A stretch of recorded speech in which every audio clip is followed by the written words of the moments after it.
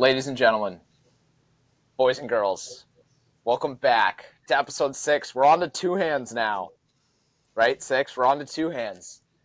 Touchdown, no extra point of the Ball Talk Boyos podcast. I'm once again joined back in the Hoosier State, Joey. Joey, how you doing today?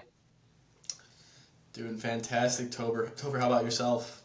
I'm doing great. We're also joined by this fellow handsome gentleman. He is a Purdue and Rory McIlroy lover. He hates ads on jerseys.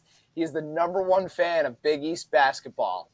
Don't call him Flashlight because he's a light bulb. Quinn Kelly. Quinn, how are we doing today? Just a great day. Thank you guys for having me. It's an incredible honor. I'm just so flattered to be here, and I can't wait to get this going. How does it feel to be on the number one up-and-coming sports podcast in the country? As voted on by our parents. Yeah, as voted on by the four people that raised the two of us. Not the same, if that makes sense. Yeah, no, I got you. No, it's just incredible. I'm just super excited and got so much to talk about. I can't wait. I mean, I've been listening passionately, hearing, and I have my own thoughts, and it's time to come and share them, I guess. Time to share them? Yeah, I'm excited. How about you go ahead and share your fandom, the sports teams you kind of follow, different sports you prefer to watch? Okay, yeah. So I would say, Chicago sports, Cubs, not White Sox, and then Bears, Blackhawks, I guess the Bulls. And then my dad went to Marquette, so I root for Marquette. And then I have other family that went to Purdue, so I root for Purdue more so in football because there's no Marquette football, but I root for Purdue basketball too. And then I guess Tottenham, like you said, Rory, Rafa Nadal, favorite tennis player, and yeah. So all sports, you'd say? Pretty much, yeah. I would say my favorites are baseball and football, college basketball up there too. NBA, come playoff time, it's the real deal too. But yeah, I grew up playing baseball forever, so that's probably number one. What positions did you play? By the time I got older, outfield, first base, I pitched a little bit, but around the time of the middle, I played travel through high school. I never played for high school, but halfway through that, I stopped pitching, and then just outfield, first base. Oh, okay, gotcha. If I make any exaggerated facial expressions just regarding, I do have the Red Sox game pulled up once again on my third monitor, so that was me shaking my head just in case that comes up at all. You kind of halfway mentioned college basketball. I had a fun little, for the both of you, as you two are probably the two biggest college basketball fans I know. Would you rather win the NIT or lose in the first round of the NCAA tournament?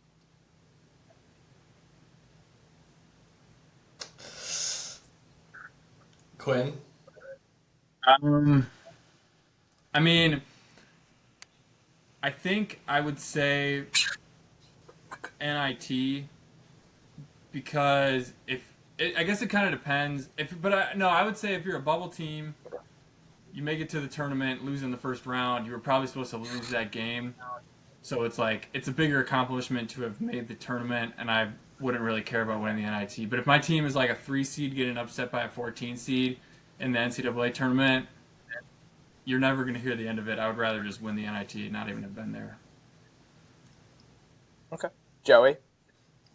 Yeah, I think that's completely valid. I mean, obviously the NIT used to be a big-time tournament, but I'd say if I'm a program if I'm a smaller program, I'd rather make the NIT and win that thing.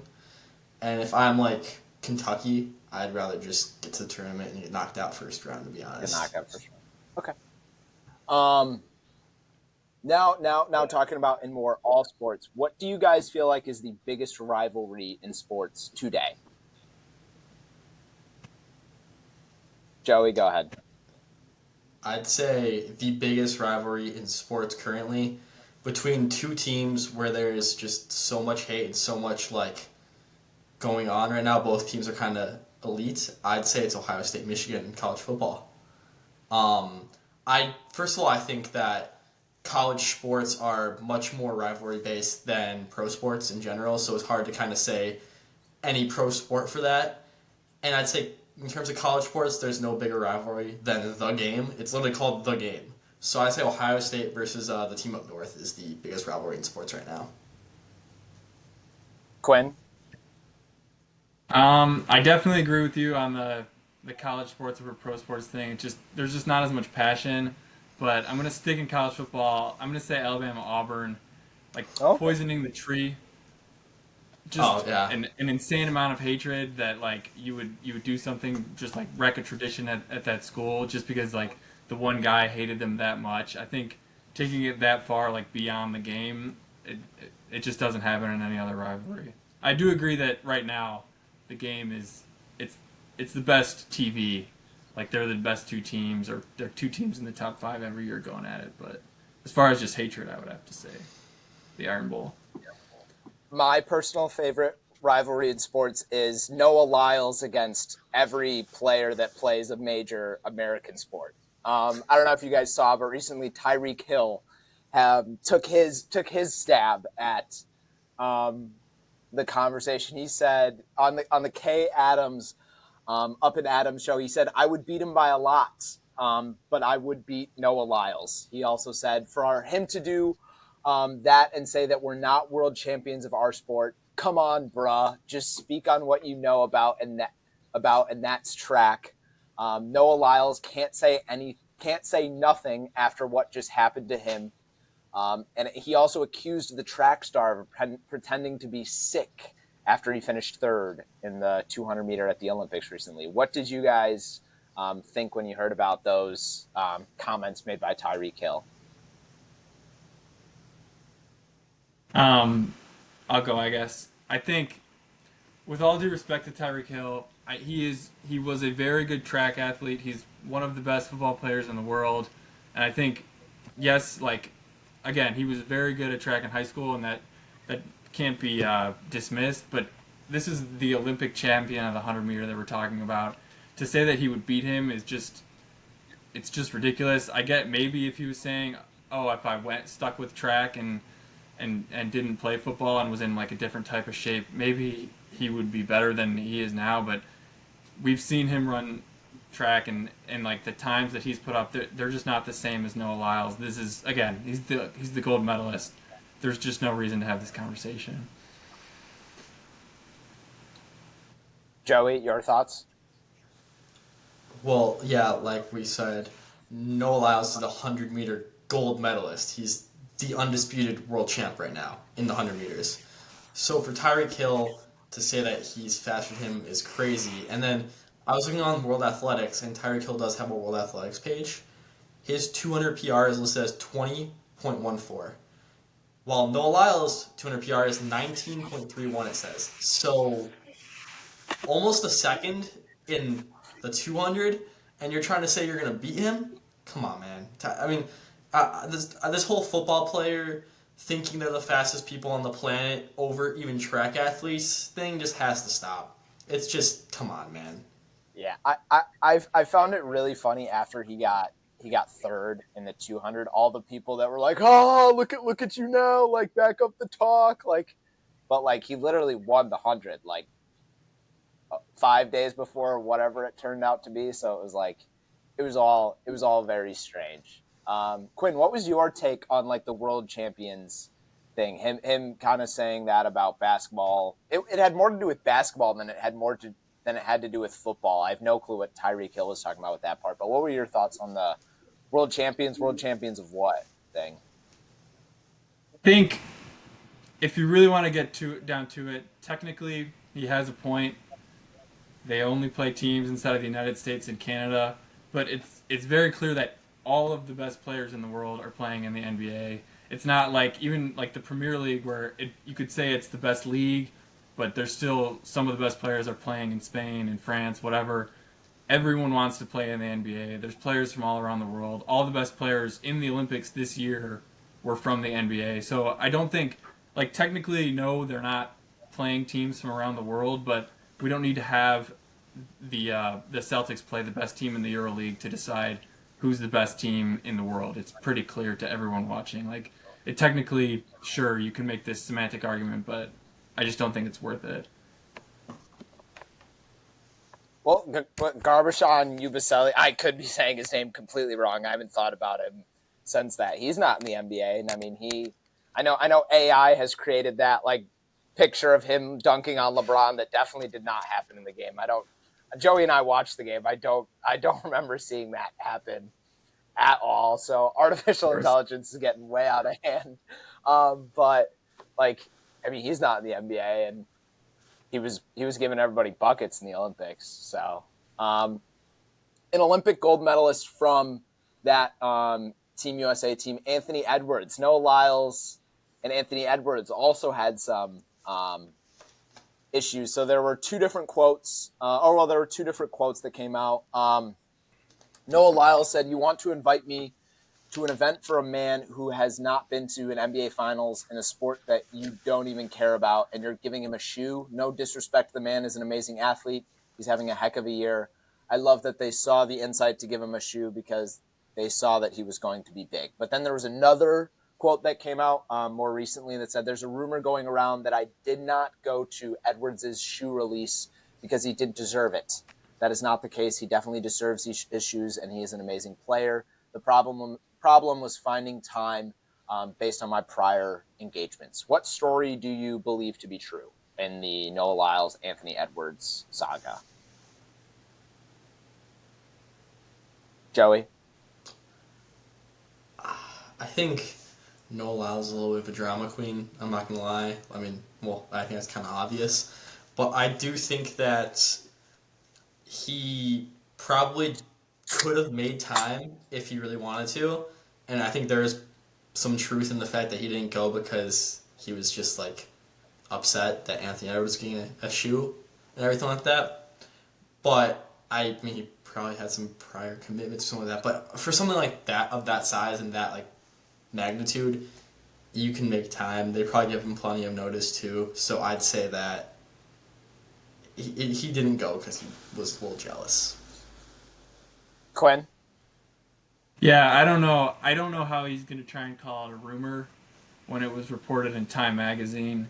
And if they really reported that falsely, I think that that's a very serious, like, legal issue almost. When if they're publishing a quote from Time magazine, he didn't even really like say anything about that quote. So I think he had to have said something about Edwards. There's no way that that just came out of nowhere and got put in one of the biggest publications in the world. I think that had to be reported and fact checked and thoroughly researched. Yeah, I think he's all. That was another quote that I had written down. Lyle said, "I want my own shoe. I want my own trainer. I'm dead serious. I want a sneaker. Ain't no money in track spikes. There's money in sneakers." So he does sound like he really wants a his own sneaker, but I can't imagine he like the reasoning that they gave, like the first story about like you're gonna ask me to go to a for a guy that's never been to the NBA Finals, like that can't be true. Like he's not. No, I think whoever. I'm not saying the story's made up, and I'm sure he said he didn't want to go, but I'm sure like he also has his own engagements, like he has his own sponsors other sponsors that he probably had to be at stuff for. Like he did just win an Olympic gold medal himself. Like he probably had his own things going on. Like I just can't imagine that he would care that much about I don't know, about the lack of having a shoe right now that he would. The reasoning, I guess, is probably the issue I have more a problem with. But I'm a big Noah Lyles fan. I don't know how you guys feel. I'm kind of just ready for him to be out of the news for a little bit. Like, I Yeah. think he needs to be glorified as the truly great American athlete that he is, and instead, because he said something and people didn't agree with him, he's not going to be remembered that way, or at least not right Yeah. now. He's not going to be. So Yeah. I'll add one more thing too. Like I think I agree 100%. He's the best sprinter of the 2020s so far. I don't think there's any debate in that. I think I guess I see where he's coming from though. If this whole thing about wanting a shoe is true, because track athletes aren't really respected like other athletes, and he is, I think, a six-time world champion. So I can see why he would be disrespected by them giving Edwards like a shoe and asking him to come to this thing to represent him when Noah's not even getting the respect that he deserves as a world champion. And I think I see where he's coming from because he doesn't like the attention that goes to other sports as a track athlete. I just think sometimes the way he's overtly expressive and the way he carries it out doesn't give him a great look. Go ahead, Joe. I mean, I think this is it comes down to the age-old thing about it just comes down to who generates more revenue. And basketball generates significantly more revenue than track. We've seen this with other sports where other sports are mad about how much NBA players make.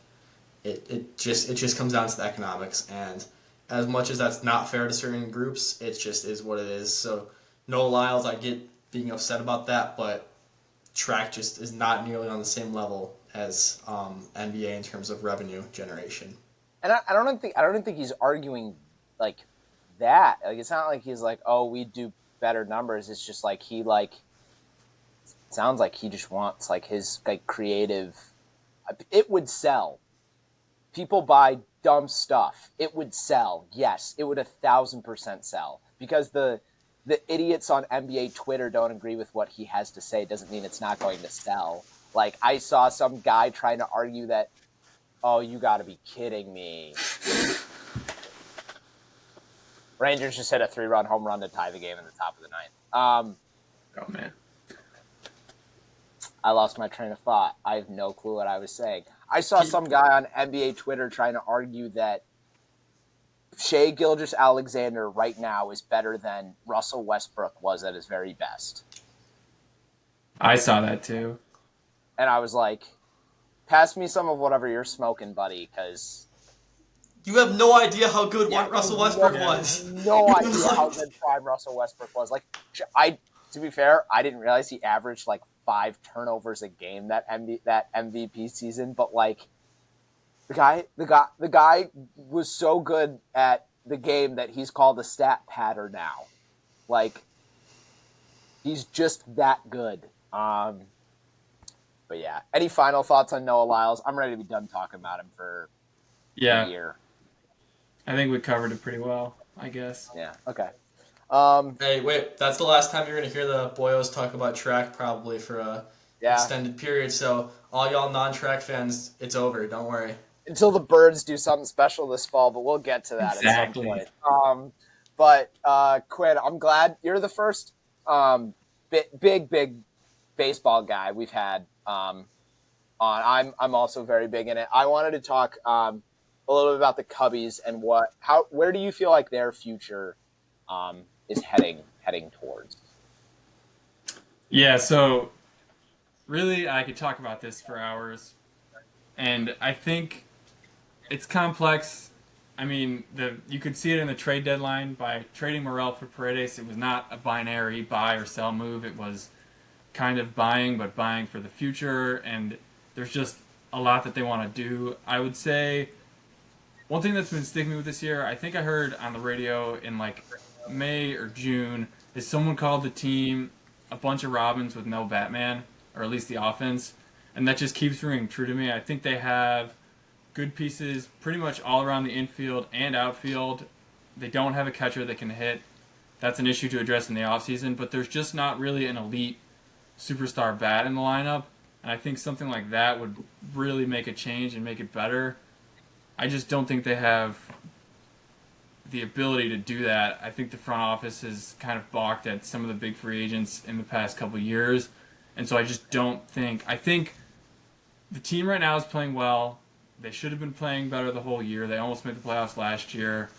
They could make the playoffs next year as is, but I don't think they're really thrusting themselves into World Series contenders or favorites. They're just going to kind of sit into this, we're going to contend to make the playoffs, maybe win the division, maybe we'll get lucky and make a run, but they're not doing a lot about it, I would say. So I think they're decent. They'll be decent for a while, but they're not great and I don't think they're really trying to do anything to make that happen. Sorry, that was long-winded. But. Yeah.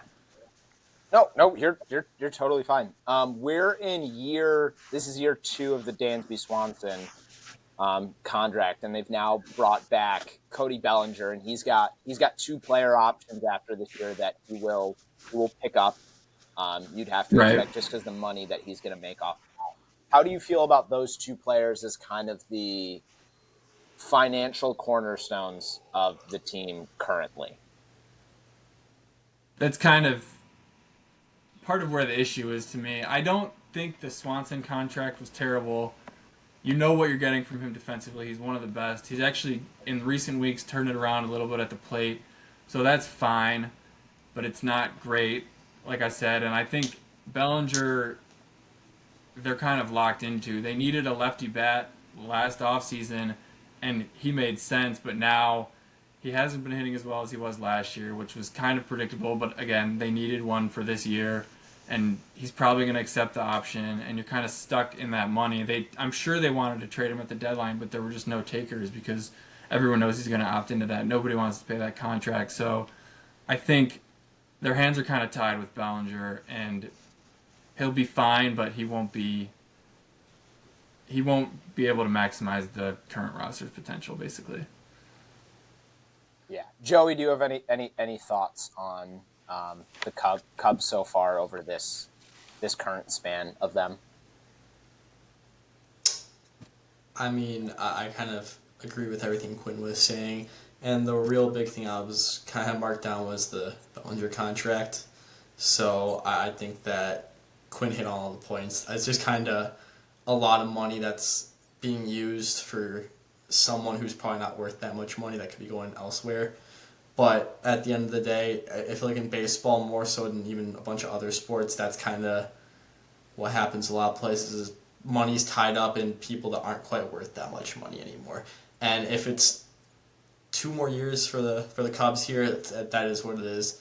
It's not as bad as some of these other contracts. No. The Dansby one could wind up if this is what he is now. I mean, this year he has I don't know, Quinn, you said he's kind of turned it up of late. Yes, I can look. I think his OPS is in the 800s since, I don't know, the last month or so. Okay, because I was just he's got an OPS of 656 over the span of this year, and I don't even want to say he hasn't been bad defensively, but I don't think he hasn't been worth the. I can't even remember what his contract was, but it was a lot. It's 7 years, 177 million. So yeah, it is a lot. It's not as much as the other shortstops that signed that year, but yeah, but I mean that's probably why he got that much, was because Xander got as much as he did. But let's check. How has he been defensively this year? I will say though. Go ahead. No, I was just going to say he has been better defensively than I think I thought, or when I last checked. I know he had a bad month. And I think April for him was bad offensively and defensively. He's definitely turned it around with the glove. And the other thing though that is really interesting more than anything is I think out of those big 4 that signed before 2023, Correa, Bogarts, Trey Turner, and him, he's leading in WAR, which is, like I said, more interesting than anything because none of them have been that good, and that's kind of that probably just has to do with the contract. That probably just has a lot to do with the defensive side of things. Yeah, I would agree. But just Go ahead. Sorry, I keep jumping all. It's just interesting. Like Joey said, teams get tied up in contracts, and it's interesting that basically all 4 of these teams aren't super happy with the returns on their big investments that offseason. Yeah. Well, it's probably a lot with Joey and I have talked about it a good bit. Winning cures all of the contract woes. I don't care how much you paid somebody. If you win with them, that contract's a win. So, I mean, yeah, a lot of them are more TBD, but we'll see. Yeah, Swanson in August, 828 OPS looks like. So hopefully it's turning up heading into this offseason. Let's say, Quinn, you are Jed Hoyer. What is your plan for this offseason? Because like realistically, they're out of it for playoff. Like they're 9 back of, as of earlier today, they're 9 back of the division, and they're 5 back of the wild card. So what's your moves as Pobo or whatever label Hoyer has? Right. So I'll say first, the dream I think is you sign Juan Soto, but that can't be a realistic plan. But basically, Juan Soto would answer all the questions that I've just been talking about with a bunch of Robins and no Batman, and they need a superstar, they need a lefty bat. He would fix all those woes. He could go in right field. They could move Seiya Suzuki to DH. It would work great. Then that kind of leaves Bellinger as the odd man out. You'd have to maybe trade some prospect with him to get that contract off. And I just don't know if all that's possible. So I'll say that it isn't. But I think you have to basically use the depth that they've accrued in the farm system. Since the trade off of Rizzo and Bryant and Baez in 2021, their farm system has gotten really deep. I think they have 6 right now prospects in the top 75. And not all of those guys are going to be playing on the major league level next year or even in 2 or 3 years. So I think they have to use some of that depth, maybe trade for a catcher or maybe attach it to somebody who is playing a position currently and try and upgrade a bat to just improve the roster on the margins. Because, like I said, there's a lot of guys who have been not great this year, but good enough to not need to be replaced. And I think you just got to find a way to upgrade minimally and hope that they have a better start next year and have a better run. Sox just gave up a two-run home run in the top of the 10th. More baseball. So for this week's calf talk of the debate, I thought it would be kind of fun to talk a little bit about. So Olympics obviously just finished up. Sticking in like the thought of baseball. Baseball, I believe, is supposed to come back for the 2028 Olympics. What do you think the MLB should put their focus into? The World Baseball Classic or the Olympics from a baseball perspective? Joey? I think when it comes to baseball and the World Baseball Classic, that kind of it kind of reminds me more of the World Cup and how soccer kind of does things, where that's like the premier kind of event currently when it comes to that. I do think it's not as much as the Olympics for soccer, where a lot of these countries aren't sending their best players. A lot of the best countries aren't in the Olympics for soccer. But I do think that baseball has a chance with the World Baseball Classic to kind of make that a premier event and it's like own big thing, kind of similar to the World Cup. So I think baseball for the sake of or MLB for the sake of the game of baseball should prioritize that. But I do think that it could go either way, really. Quinn? I would argue, I think looking at the Olympics and what it's done for basketball and just in general the engagement it gets, I think the MLB has to start sending their stars to that, because people are going to watch the Olympics no matter what. They're going to be engaged in some regard, so I think if you can get the best players to that, then they're going to maybe have more of an interest in that. I hear what you're saying with the World Cup and how you can compare that to the World Baseball Classic, but I think soccer already has such a huge worldwide fan base that it can be an event on its own. The World Baseball Classic is only big kind of in the Americas and like the Caribbean, and it is really big there, so I think it has its own place and it fits well in with like the spring training schedule. They can kind of just use it as a ramp up, but I think to grow the game and to make it more worldwide, like what's happened with basketball in the last 30 or so years, it would be good to get more eyes on the Olympic baseball.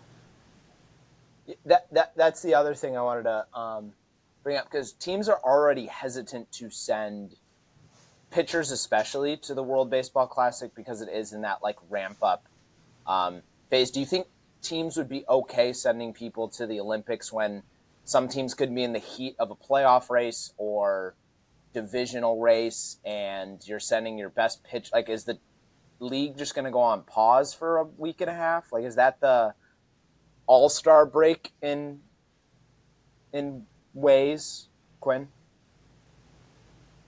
I think that would have to be the plan, but you're right. That is a good point. I do think you're right. Teams would definitely be hesitant to do that, and it would, especially to the first guy that got hurt, it would become a huge thing. Like, oh, we don't want to send people here. Although, and that's kind of what happened with Edwin Diaz getting hurt last year in the Classic. So you have a good point. It honestly though, the timing might work out slightly better because they're already ramped up. They're already throwing, like their arms are warm. Maybe there's an advantage there, but I think you're right that that's a good point. Teams wouldn't want to send their pitchers there to just tax their arms throwing however many pitches. There would have to be limits and regulations with how much these guys are throwing and how much it happens. Joey, go ahead. I think that kind of goes back to the point where when it comes to sports where it's like the All-Star Game debate we had. When it comes to sports where there's a lot of risk for injury, such as like football, it's going to be tough for these pro leagues to kind of accept and be okay with their star players going out there and possibly getting injured. Like these teams aren't going to be okay with their pitchers going out there and throwing 90 pitches in the Olympics or in the World Baseball Classic. That's just not going to happen. So I think that until I don't even know what the solution would be here unless they had the World Baseball Classic after the season or something somehow. So like the World Baseball Classic isn't the issue; it's the Olympics and when that timing would be of the season. The Olympics start. The World Baseball Classic's before, and that's no issue. Like that just turns into the spring training for the pitchers. No, yeah. No, trust me, I know that. I'm just saying like when it comes to like teams having like absolutely no issue, because with the World Baseball Classic, some of these teams are still kind of like, yeah, you can go, but like we want some sort of like ease on you. I'm saying unless it's after the baseball season's over, when there's going to be time to recover after that, these teams aren't going to ever be completely okay with their pitchers or valuable players going out there and risking injury. That's just not going to happen. That's fair. Yeah. I don't think I've stated my stance on it, but the World Baseball Classic, I feel like, needs to be the focus. Like, yes, you're not going to get your pitching duels or performances just because people aren't ramped up, but like this past year was a year and a half ago now was the first time I remember really watching it and seeing how when Trey Turner hit that like grand slam, every home run, frankly, the entire team was out of the dugout like celebrating it. Like it's like you'd probably get that in the Olympics, but I don't know if you'd get the players out for that. And who's watching spring training baseball anyway? Like everyone loved watching the World Baseball Classic because what's the alternative for baseball at that point? And I think the moment we had an injury in the Olympics, like Mets fans declared the season over when Edwin Diaz got hurt, and that was in March. That wasn't even like imagine if like I couldn't imagine like in the Red Sox situation if Rafael Devers busted his shoulder in the Olympics when they're in the wild card hunt like they are. Like I'd be like that's so annoying. Right. Yeah. Any final thoughts on this debate before we move on to some ovular football? Did we talk about that on the podcast, Joey? You did. I think that was off the podcast. Oh, okay. We talked about it on. Quinn, what do you feel like is the shape of a football? The one thing I heard it defined as one time was an oblong, but I think that's more of an oval. And now that I'm looking it up, it's actually a flat oval, so that makes no sense. So sorry, scratch that. I would say, yeah, it's like it's two cones. It's like an oval. Oh, that's a new one. I've never heard of this. It's not a direct cone because it kind of pops out towards the bottom. Like it's not a straight line, but Joey, you put the finger up. Cylindrical oblong. Cylindrical. Yeah, or like an oblong, like prism or something. See that just sounds like cylindrical oblong. Just reminds me of medulla oblongata from Waterboy when He's like, Oh yeah. those balls they got too much teeth. I'm mixing up like two different. What's your guys' favorite Adam Sandler movie?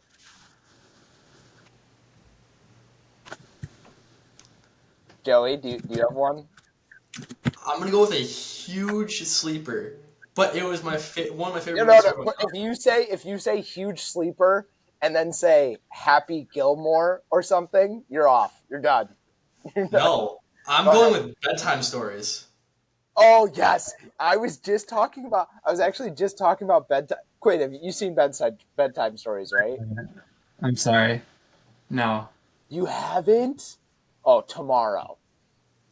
Okay. Great Tomorrow, I'll movie, watch great bedtime movie. stories. Oh, okay, I was just talking about bedtime stories with Emily, and I can't remember if she said she'd ever seen it, but bedtime story that is a good one. Never mind, I take it back, Joe. Quinn, what's your Thank favorite you. Adam Sandler movie? I'll go. I now pronounce you Chuck and Larry with Kevin Oh, James. that's a good one. Yeah, I saw it like last year, and I really liked it. I would say though, so that's like my favorite, like traditional Adam Sandler movie, but like the best produced movie, Hustle.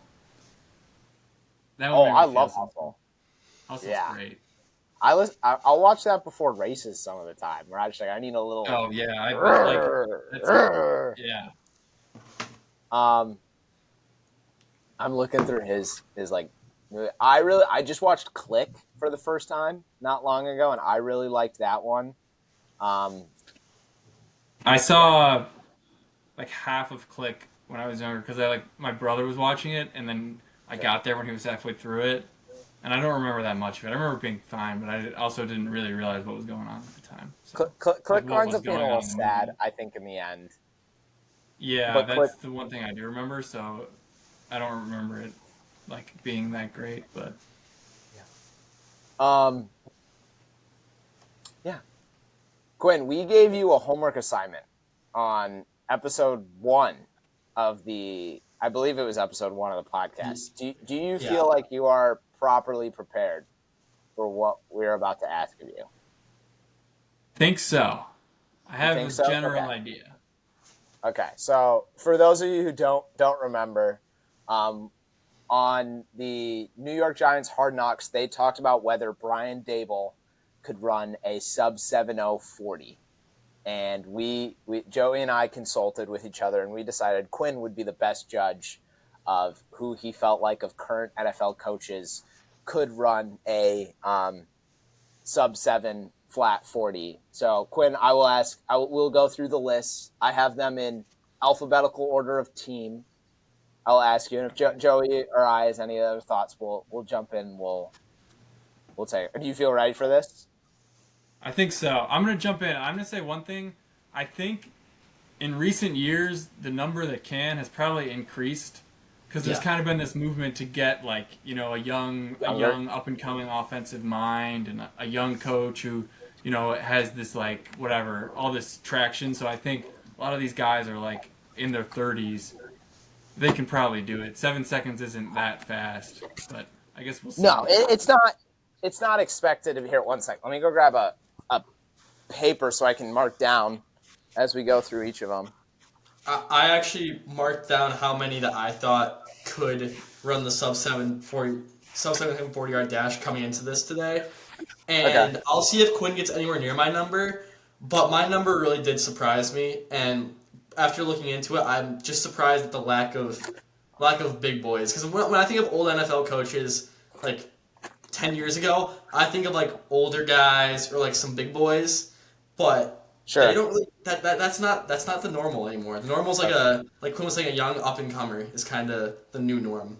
Sure. I can't find a freaking. All right, Joey. Do you have any paper near you? Yep. You have paper? Yes. Shoot. Wait. 1 sec. Never mind. Never mind. I'm coming back. Don't worry. Sorry for the interruption, people. I won't cut this out. I don't feel like it. All right. So we will start with the Arizona Cardinals. Jonathan Gannon. He does. I think so. Okay. You sure as heck know he's taking the bus. Oh, absolutely. You just know He's got that he's fire in his gut. It's willing him across the line. okay. I'm gonna agree. Okay. Raheem Morris. I would go yes. Yes. Okay. John Harbaugh. This is the first tougher one, but I think so. He's got a good playing background, and I'm gonna go yes. Sean McDermott. I would go. I think so. I think Sean McDermott's still in shape. I think he's got that tough, you know, just attitude, and I'm gonna go yes. Okay. Dave Canales. No clue if I'm saying that right. Yeah, I would go yes too. He looks pretty spry just looking at him. He's 43. I would have thought he was younger, but I would still go yes for sure. Okay. Matt Eberflus, the Flus dog.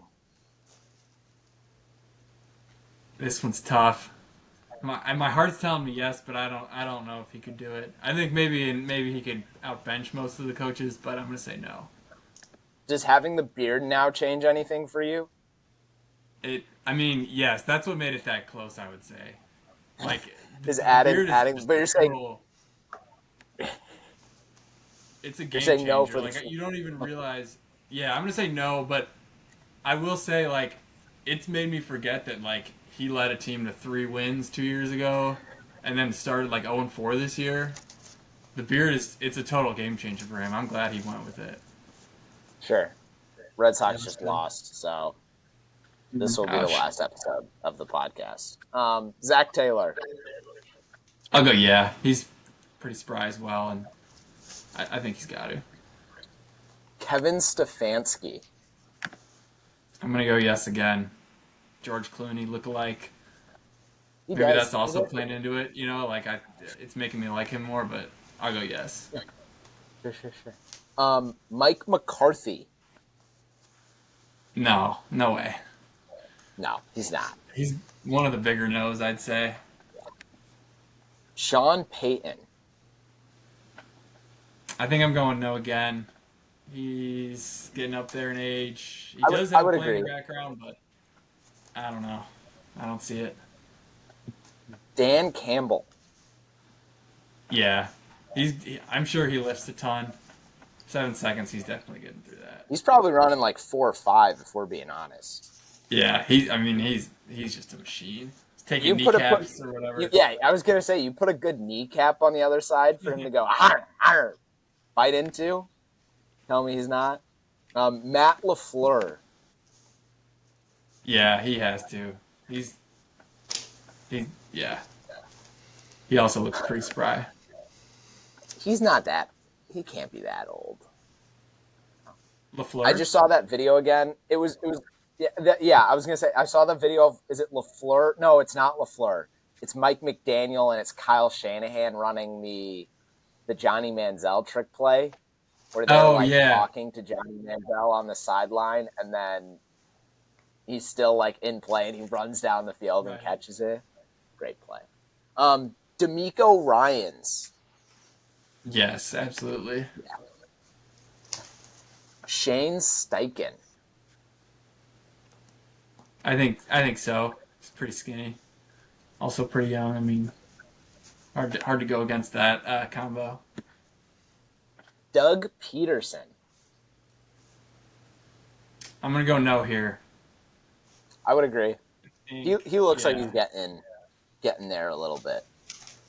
Yeah, I would Andy say so. Reid. No, I love Big Red, but I mean this might be the biggest no. I don't know. With all due respect, I just can't imagine. But yeah. Antonio Pierce. This is a tough one. I'm gonna go no. I think he's pretty. He looks strong, but I don't think he's moving that well compared to some of the other guys. He just walks like he's got a little bit of an issue moving around. Right? Yeah, something about his frame. No disrespect Yeah. if Coach Pierce watches this, but He's a listener, actually. oh dang, He just I'm in uses trouble then. Spotify, though. Not a YouTube guy. Oh, okay. Yeah, yeah. Jim Harbaugh. I think so. He is one of the older ones, You but think I so? think he's probably. I mean, you see him out there like at Michigan. He was like warming up with the team and all that. I think he's still in pretty good shape. You think all that milk and steak keeps him running well? I guess. I mean, it's not in the Brady diet, but That's a good point. No milk or steak. Steak is a red meat. It's yeah. not chicken or grass. Fun fact: when Trevor Keegan, he went to Crystal Lake South, my high school, and when Harbaugh was recruiting him, because he went to Michigan. Harbaugh came to Crystal Lake to recruit him, and they were at some like restaurant, and so many people showed up to I think it was like a pizza place, and I'm pretty sure the rumor is he had a glass of milk there with the pizza. I think I could just be making it up, but I think he had a glass of milk at pizza with him.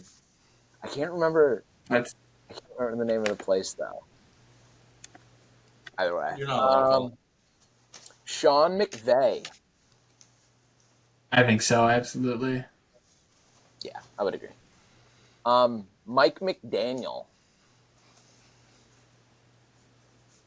Yes, but really just because he's skinny, I don't think he's like moving that fast. He's just kind of just light and nimble, maybe. He's too much of a nerd for me. I'm saying no. Kevin O'Connell. Yes, he might be one of the fastest. Probably.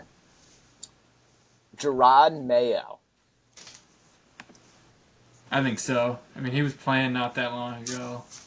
He's got to Yeah. be. How removed is he from his playing career?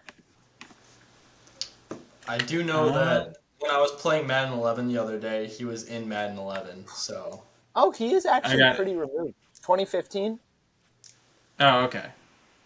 Yeah, but still close enough that I think he's getting it. That he would. Okay. Yeah. Dennis Allen. I'm gonna go no. I can't even pick. They don't have a picture with him on the site that I'm using. I'm going to say no too. Brian Dable. No. I know this is the whole. I mean, it was the whole joke, but I don't see it. Great Robert guy. Saleh. Yeah, great guy. He was funny. He I'll go one yes. for Saleh. Yeah. Okay, I have Yes. a Dable thought. That's the only reason I Okay. jumped in. I got really annoyed when in every like pre-draft interview he was doing with all the quarterbacks, he was sitting there like leaned up against the couch in the Hard Knocks. He always looked Yeah. like a bad little kid that was just like sitting there like I'm not doing anything. I'm just sitting here. Like he always just seemed like he just did not want to be there, or was just like I don't even know. Nick Yeah. Sirianni.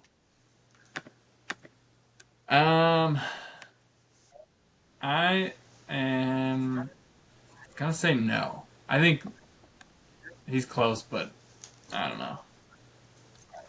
Okay. I don't think he's blazing it down. Mike Tomlin. I'll go yeah. He also seems like he's still pretty keeps in shape well and is an active coach, so I'll say yes. Kyle Shanahan. Yes.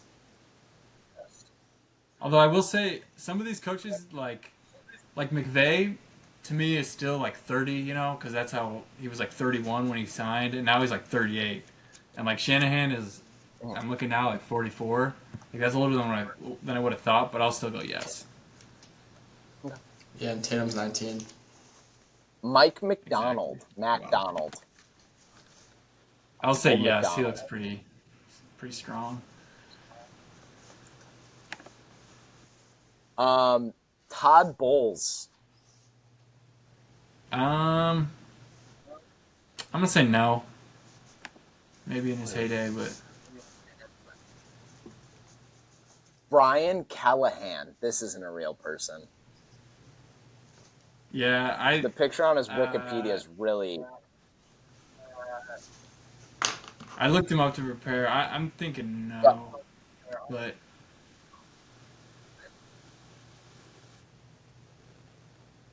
Okay, last one. Dan Quinn. I'm also gonna say no. All right, Joey, would you like? I have Quinn's number. Quinn, do you know your number? I Off. have his number 2. No, I just Okay, realized I'm now at. I didn't keep track. I should have. I was keeping track. I got 20 for Okay. Quinn. Yep. Okay, Joey, what was your number that you came up with before this? So if y'all remember the first episode, I'd say I'd take the over for 20, and if that was the line, still I would obliterate the over because my number was 27. Oh wow. Okay, who do you have not running? Um, I know McCarthy, Reed. I forget who all of them were, but I do know I did mark down the people that I have running it that Quinn didn't. I have Eberflus doing it. I have Antonio Pierce doing it. I have Dennis Allen doing it. Nick Sirianni, Todd Bowles, Brian Callahan, and Dan Quinn.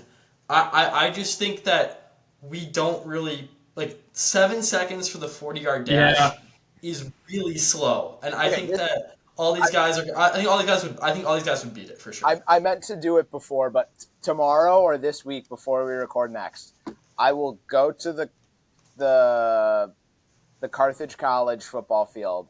I will try and run a 40 in as close to 7 seconds. We'll Okay. show it along with this on the next episode. We'll see what it. Maybe I'll even get Emily to run a 40 to get a little comparison. But I'll put something together so that way we can see. But I have 16 Okay. NFL head coaches running sub 7 flat.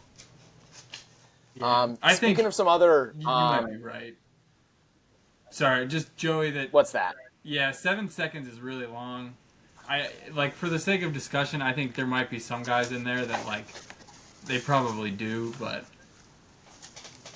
I don't know. It's 7 seconds is interesting. really long, but what's that like per 10 yards? So 7 divided by 4. It's 1.75 It's like one. seconds Yeah. per. So that's 17. That's 17.5 for 100 yards. Let's say that's 100, roughly 100. What's the conversion 100 yards to meters? It's oh man, I'm pulling it up. it's like 1.1 ish. I Okay, think a so it's a meter is little 3.28. 100 yards is 91.44 meters. So let's say it's 19 seconds for 100 meters at that pace. We're thinking 16 of these aged men are able to run, what's that? 38, 512 mile pace for a 40-yard. We're thinking this many of them can 40 run yards that. is not a lot. It's not, but that's moving. Like, I cannot picture Dan Quinn running that fast. Well, that's why I had him not doing it. I think Yeah, most of them I'm more talking to Joey now at his 27. But okay, I will go and we will test this out to see what it looks like. Some of the we've gone through. Oh no, I wanted to make sure we did this. Quinn, you brought up a really fun thing because continuing our decathlon discussion that we had about Peyton Manning and Tom Brady, but you asked which coach would do best in a decathlon. So Quinn, I'll kind of let you take the reins on this. Yeah, so I swear, even before you guys had the Brady Manning discussion, after you guys talked about the coaches running the 40, it got me thinking, and so the gears were turning, and so I thought of this. I think it's between a few guys. Again, a lot of those like recently, somewhat recently retired, like maybe like linebackers, defensive linemen who can still move a little bit but are strong. So I think I will say my slam dunk number one pick would have been Mike Vrabel if he didn't, get part ways with the Titans. But I think I will I think he's go. with the Browns now. He'll be fine. Yeah, but I'll go. I think D'Amico Ryans might be the best, just like all around athlete of all the coaches.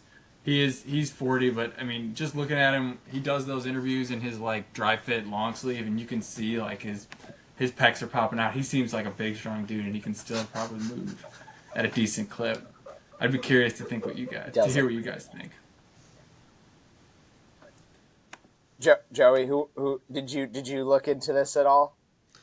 I mean, I was kind of just looking at pictures of coaches and stuff because obviously we're not going to be able to find as many statistics that have to do with these guys as we did with We're gonna Manning and dig into Brady. all their But 40s. Yeah. no, it was D'Amico Ryans for me. I think he's the pick to win. I think Gerard Mayo would give him some competition for sure.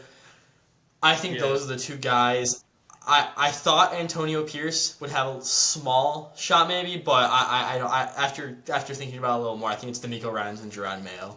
I, And that's I'm really gonna it. yeah, I'm gonna say Sean McVay was the first name that came to mind for me. I mean, he's still younger than I think both of those guys are just about. And wasn't he like, I know this was obviously 20 years ago, but wasn't he Gatorade Georgia State Player of the Year over like Calvin Johnson or something like that? that He does he ring a won bell. it Yeah, over somebody big. Let me see if I I think you can. might be right. I didn't know Sean McVay was like that. Dang. Yeah, when he was named Georgia 4A Offensive Player of the Year over future NFL Hall of Fame wide receiver Calvin Johnson. Wow. Yeah, that's Okay. pretty So good. And he could I didn't flat know out that. move he if at I'm one not My point. apologies, Sean McVay. I wasn't familiar with your game. yeah Who do you was think he would I do the believe worst? God. Oh, I was just gonna say, I think he was a Miami of Ohio Redhawk too. Maction. Shout out to Miami, the original Miami. Shout out Campbell Heiser. Shout out Peyton Heiser. Yeah, he was Miami University in Oxford, Ohio. He didn't play. Um, Okay.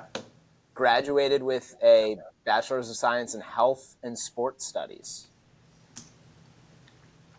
He a Nepo baby, not being like he got an NFL job very quickly after he graduated. That is a good question. I don't know.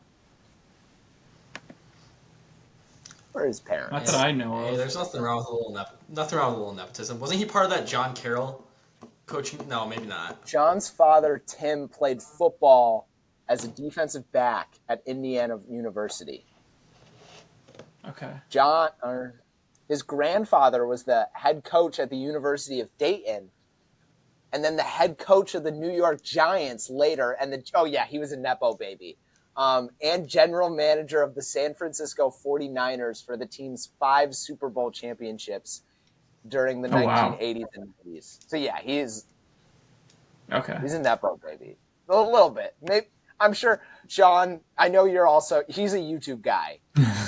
Okay. He doesn't like Spotify. Yeah, he likes to watch as he's eating his breakfast every morning.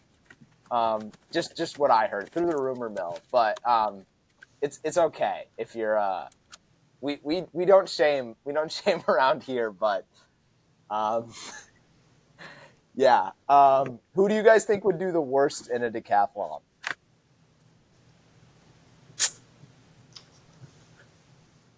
I mean, uh, I don't think Mike McDaniel's doing a whole lot.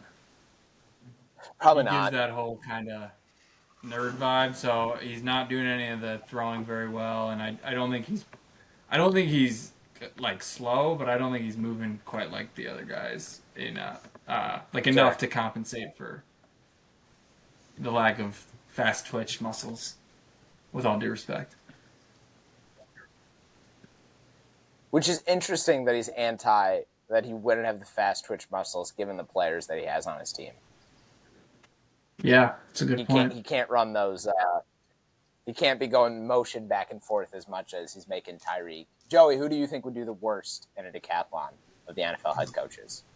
Well, I think Mike McDaniel would be a lot better in the throwing events than Andy Reid would be in the running events, the hurdles, the high jump, the Yeah, like pole vaults. Like come on.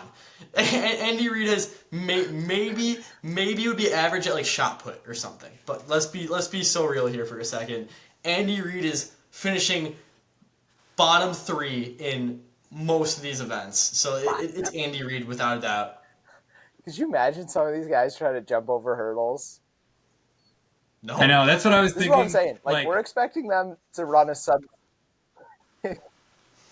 Well, I think Go ahead. like we should have a conversation about how many would like make it to the pit in long jump, because it's not many.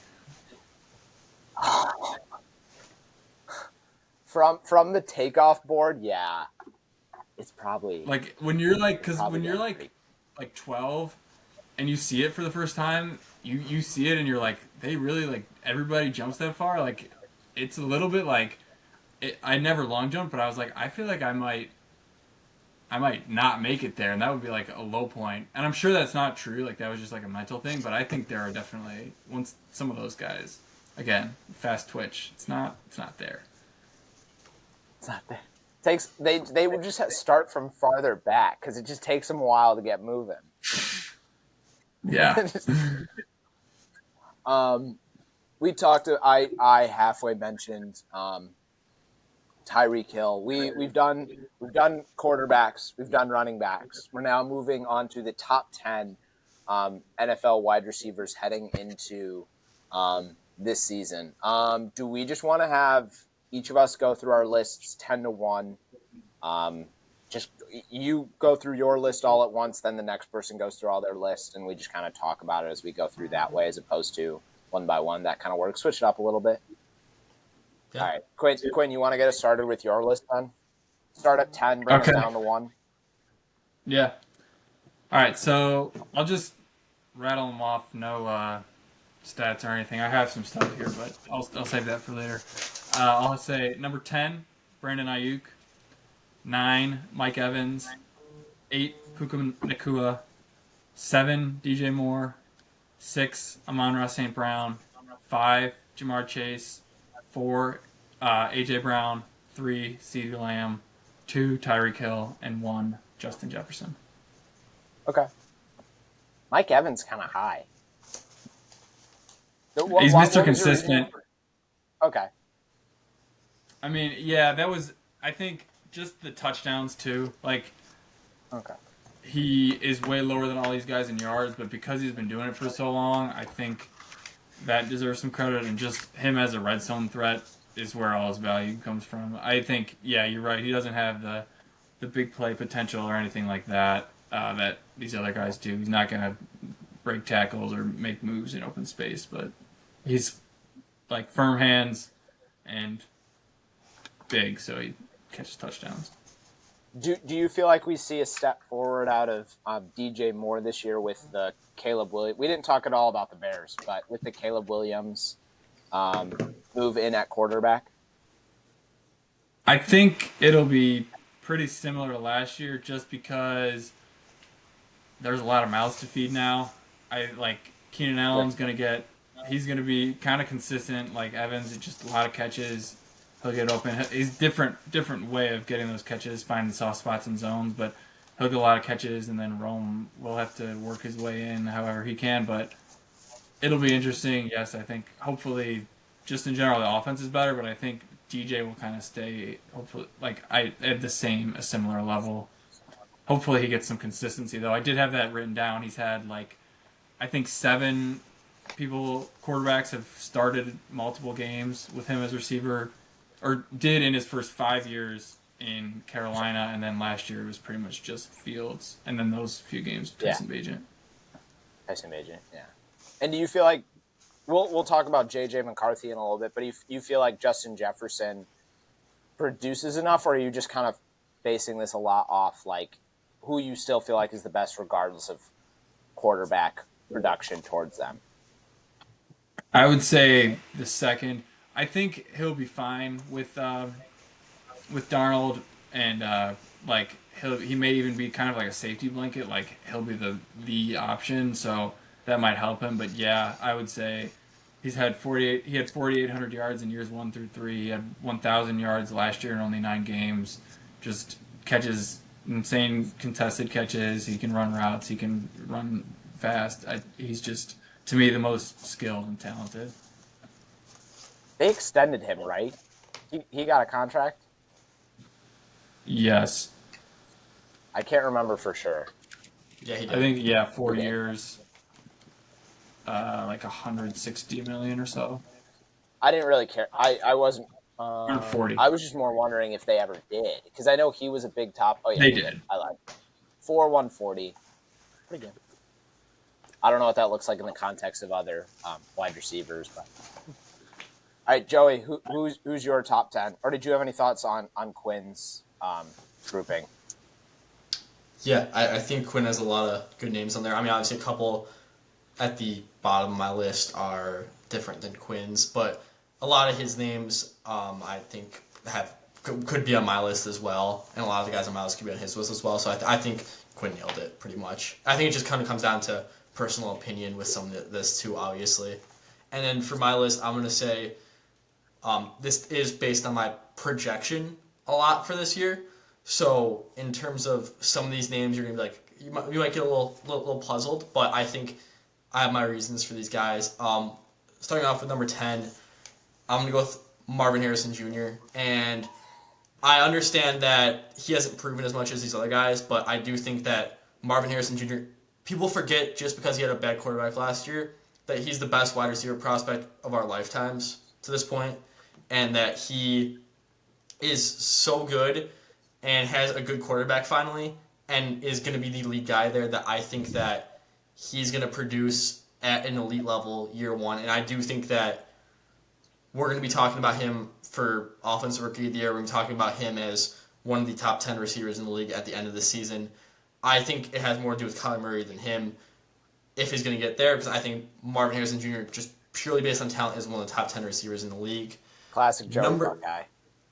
number 9, I'm going to go with Devontae Adams. I do think he is getting up there a little bit, but I think Devontae Adams, talent-wise, is still up here, and I think at times last year, especially towards the end of the season, we saw him kind of be more of his old self. So I do think that this year will be a slight improvement for Devontae Adams back to where he kind of should be, back to like the mean of where he should be right now. Number 8, Garrett Wilson. I think Garrett Wilson has shown that he's around this range before, and then having Aaron Rodgers back this year is gonna propel him there. Plus, Aaron Rodgers and him have a great connection, so I think that people are really sleeping on Garrett Wilson just because last year was not great coming into this year. Number 7, DJ Moore. Kind of all the points Quinn hit on. He's really talented. I do think there's a lot of mouths to feed there, but I think he is, without a doubt, the most talented receiver there right now because Keenan Allen's getting up there. 6, I have A.J. Brown. I think he'll be really good in Philly again this year. Number 5, Amon-Ra St. Brown. I think we'll see more of the same from him. Number 4, Tyreek Hill. Number 3, Jamar Chase. Number 2, I have Justin Jefferson. And I do think the argument between him being for number 1 is really good, but I do think for me it came down to quarterback play for that top spot between Jefferson and my number 1, which is CeeDee Lamb. And I think Dak Prescott's significantly better than Sam Darnold. And with there not being a lot of options there for Dak Prescott, CeeDee Lamb is going to feast this year. So that's kind of where I was going with that.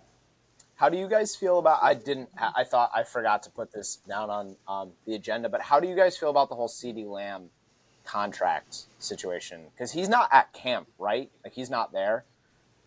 He's kind of holding out for his bag, right? Quinn, do you have any thoughts on CeeDee Lamb contracts? That sounds right about him not being there. To me, I think most of like these contract holdouts are usually like non-stories. They, um, the Cowboys have done this before with Zeke, where like he ended up getting his contract. So I don't think it's really anything until the season starts. It's just kind of, like button heads for leverage, and then somebody eventually he's probably going to get a contract. I don't think it's going to end with a trade. If they like a week before the season and it still hasn't happened, or even if they play week one without him, then maybe we can say, oh, this is something. But I feel like it's a pretty common occurrence where someone at the beginning of camp says, oh, I won't play till I get a new contract, and then they miss a couple weeks, but they get the contract in time. It kind of annoys me sometimes when it's like the middle of July and there's no news, so that becomes like a huge news story. Usually, I think nothing comes of this. That's actually kind of like a more strong opinion that I have, is that it's usually nothing. But I think so. I think he will get a contract. If it keeps going on, then yes, it's something to talk about. But Not just yet. It's not really a big thing in your mind.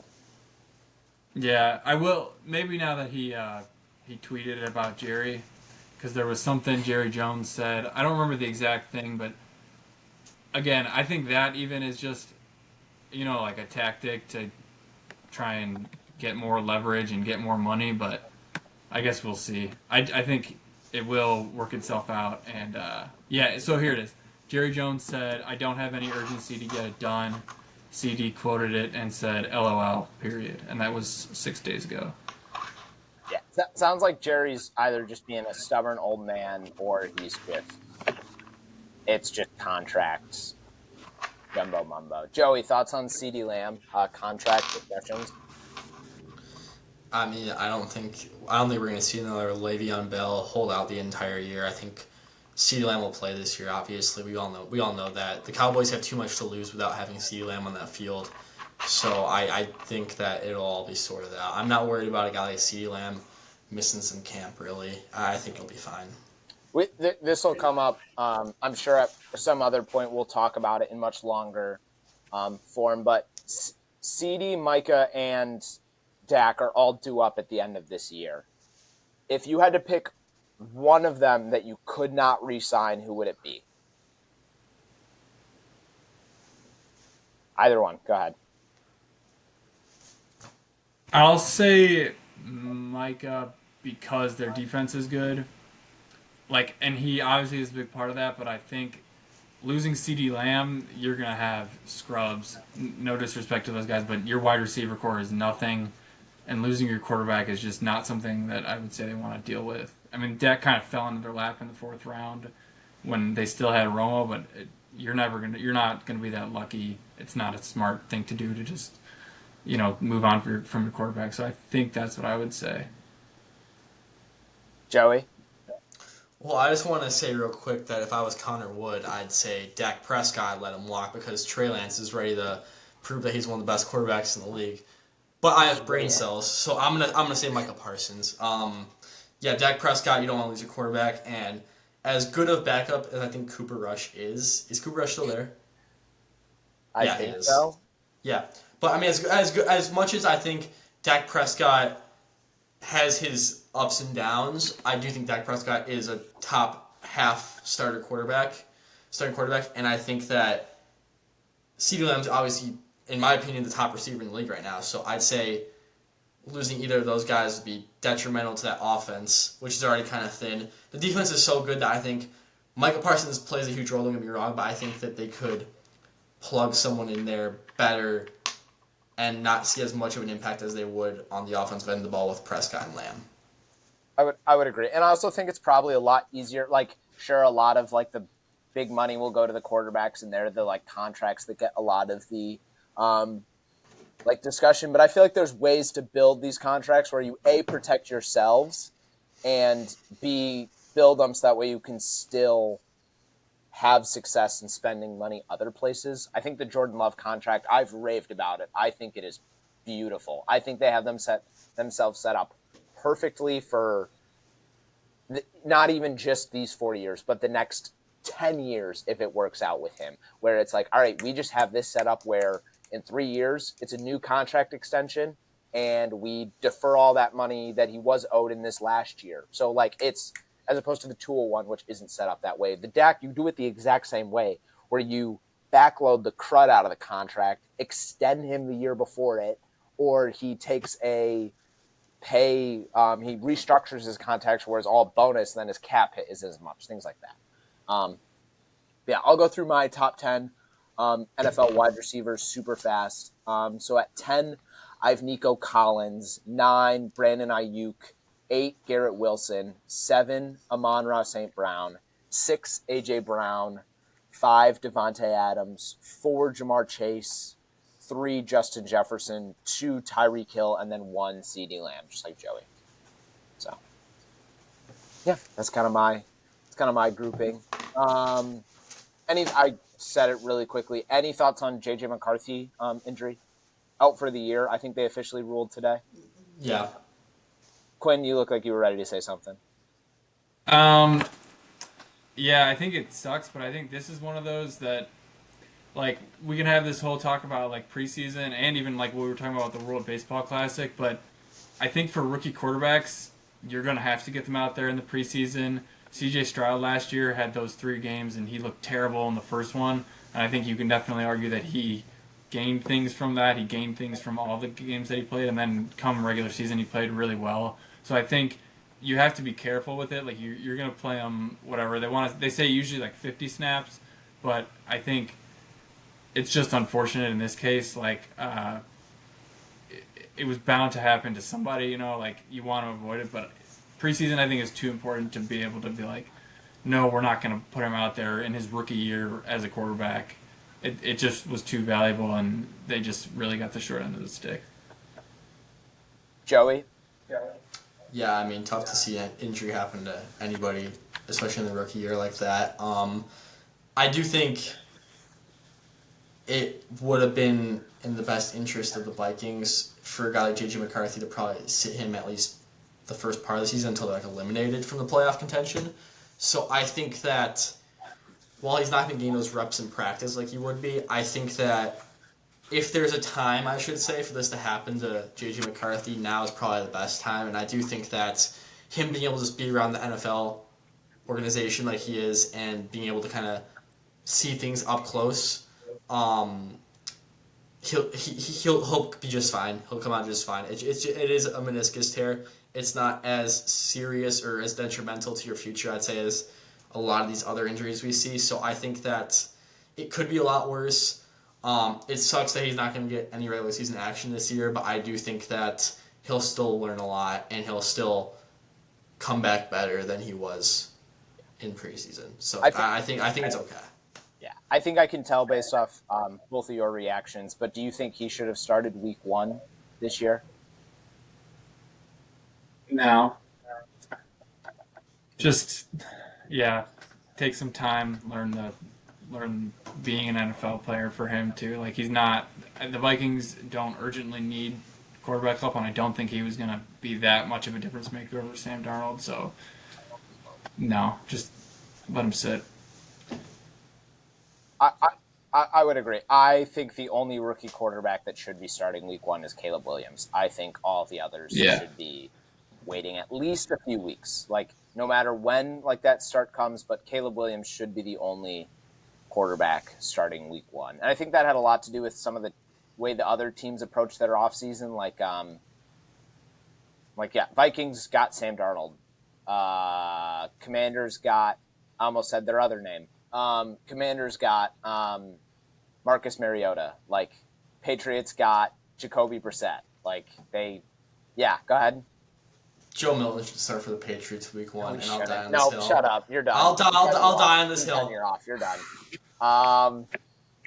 One last thing that before we get into Boyo of the week that I wanted to make sure we talked about, especially with Quinn being the woman lover that he is, I would describe him as. I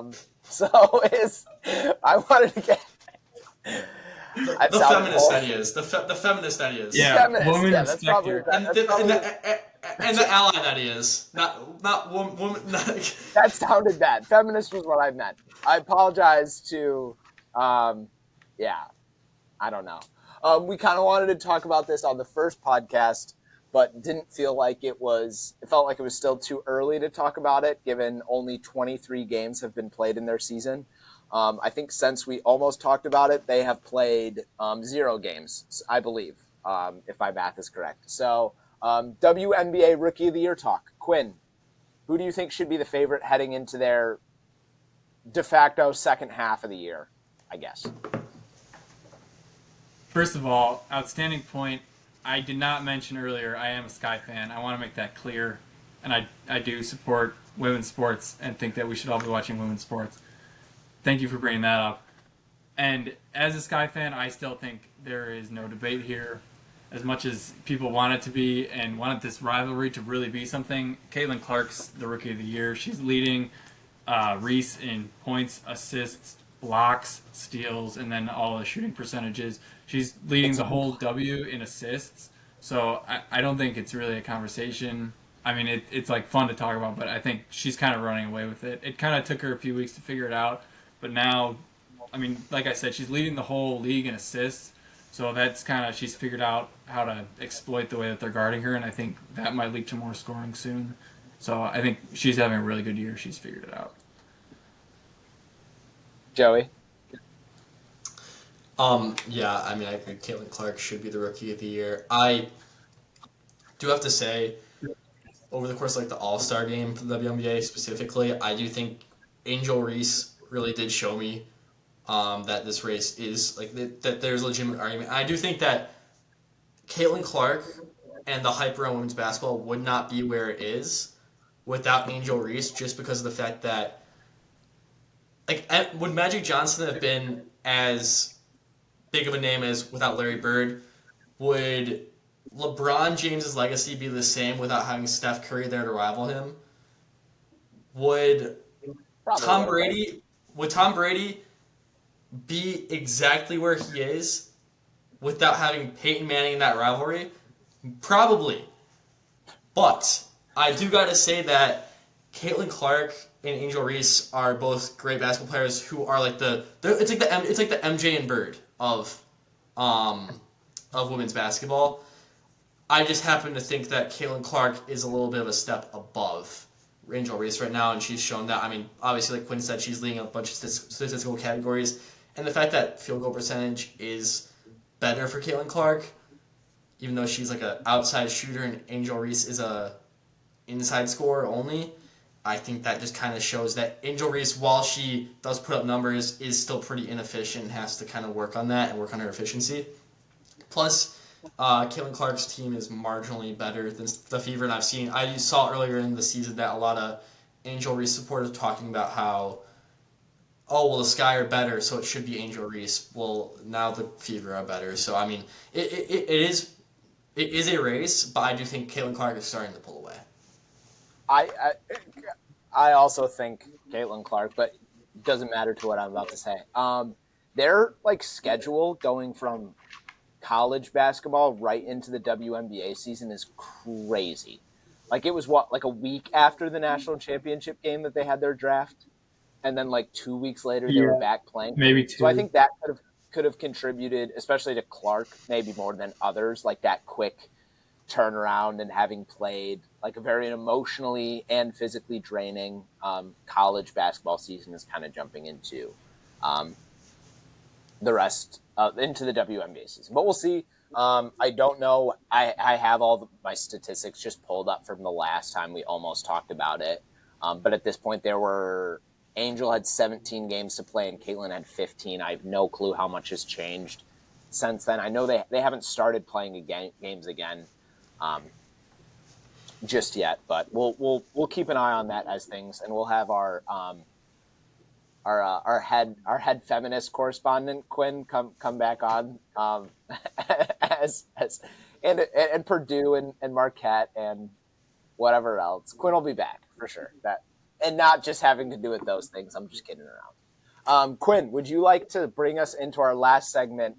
You selected the boy of the week for us, so why don't you tell us who it is? Drum roll, please. Colbert. Ooh, Mike Tolbert, the toll dozer, the human bowling ball. I think that one, the second nickname, was something someone just made up because he's a bigger boy. But why did you pick Mike Tolbert for this week's? Kind of what you just mentioned, him being the human bowling ball. I think the fullback position it's starting to become a relic of a bygone era in football, and it's really sad. At least in the NFL, I think Mike Tolbert was one of the last like big. I mean, he wasn't a big name, but for a fullback, people knew him. He ran in touchdowns. He was a big boy. Everybody loved to see that. 3-time Pro Bowler. He made it to the Super Bowl with the Panthers. I think all that. He's just a memorable guy for those reasons, and just wanted to give a shout out to one of the fullbacks who, do the dirty work, just clearing that little bit more of daylight for the running backs who get all the credit. And yeah, shout out Mike Tolbert.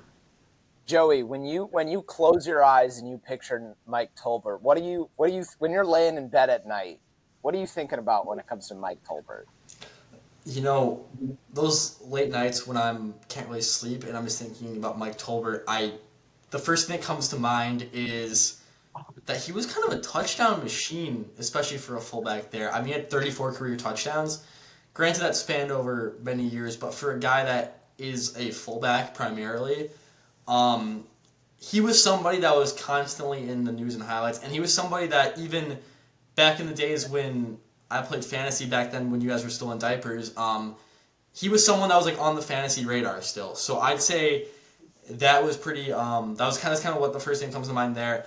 Also, I did not realize, and I'm sorry my ball knowledge was not to this level, I didn't realize Mike Tolbert played for Coastal Carolina. I didn't realize Coastal Carolina had a football team. I feel like I remember them like coming around a little bit later, but maybe that's just because they joined the FBS within the past decade. But I did think that Coastal Carolina was like a team that like created the program in the 2000s, so maybe he was like on the early teams, if I'm correct here. But yeah, I mean Mike Tolbert being a Coastal Carolina Chanticleer on that turf and scoring some tutties with Cam Newton, yeah. Yeah, I very much remember him for his Carolina Panther days, but in 2010 and 2011 with the San Diego Chargers, he was pretty good. Like in 2011, this was the year he had less rushing yards, but he had 54 receptions that year. Like that kind of blew my mind a little bit that he had that many. Like I don't know if he was a little slimmer at that point, and I also forgot that he was ever listed as a fullback because I was like, why in the world was he selected to the Pro Bowl these 3 years and first team All Pro? But then I was like, oh, he was a fullback. So yeah. Any other thoughts on Mike Tolbert at all? Not about Mike Tolbert. I believe it was that team, the 2010 Chargers. It's one of those years, just kind of random but really interesting. They were, I think, top 10 in total offense, top 10 in total defense, and did not make the playoffs. It's one of the more obscure teams ever, and just like an interesting fact. There's a whole video, if you guys know, like Secret Base in Dorktown, they did on it. It's really interesting because it was kind of just like they turned it over a lot. Like they got a lot of yards, but turned it over a lot, and they had some wacky special teams, just total mishaps that lost in games. That led to losses. Yeah. Interesting. Quinn, would you also like to give your final thoughts here to close out our episode number 6 for us? Yeah, no, it was great being on here with you guys. I appreciate it. One thing, not to get too picky, but if you guys would have me back to talk about the Big East tournament, like preview that would be my main objective. Because man, I just love the Big East, and so yeah, I'd say I'd close with that. Big East supremacy. Big East basketball for life, especially since I beat you today in our hardwood. You will be allowed Mm-hmm. back on. Joey, you didn't see it. I hadn't sent Quinn the link until like earlier today. I told him if he'd beat me in hardwood, I wasn't sending it to him. You were more than welcome to come back on. Sweet. And we will have you back on. Joey, any final thoughts to take us into out of this episode? First of all, following the Big East mantra there, shout out Blue Demon Degenerate. But I mean, obviously Quinn will be back because I need someone to talk college basketball with on here and make this a college basketball podcast. But I do gotta say, first of all, thanks for all the support. anyone who might be a new listener here because of the very small but meaningful success we have found on social media the past few days because of the result of some of the shorts we posted on YouTube. Make sure if you haven't followed all socials and you're listening to this point to follow us on all socials. Even if you don't, even if you don't care and don't want to see this stuff, just press follow, give us a like, and just scroll past. You don't have to watch the video or anything like that. But anything goes a long way, so we appreciate all the support so far. And yeah, roll birds, baby. Yeah, kind of like Drew said. Make sure you like, comment, follow, subscribe. I think I said comment already, but do that on all of the posts.